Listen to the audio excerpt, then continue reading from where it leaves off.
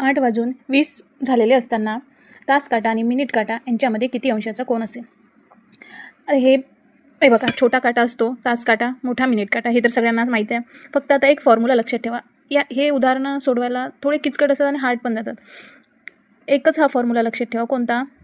30h minus वजा 11/2 m. ठीक आहे. आता आपल्याला किती सांगितलं आहे? 8:20. ठीक आहे ना, एवढे सांगितले. आता याच्यातले 8 जे आहे हे काय झाले? तास. ठीक. याच्यातला एच जर आपण पकडला, हा तास झाला, एम हा मिनिट.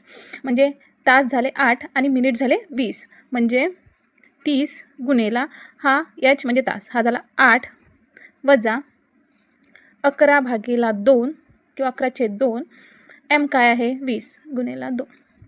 ठीक आहे. आता याला करा सॉल्व.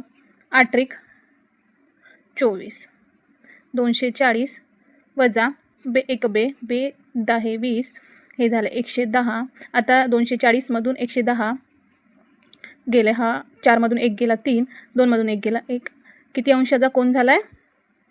130 अंशाचा कोन. फक्त एक फॉर्म्युला आपल्याला लक्षात ठेवायचा आहे. 30h वजा 11/2 गुणेला m.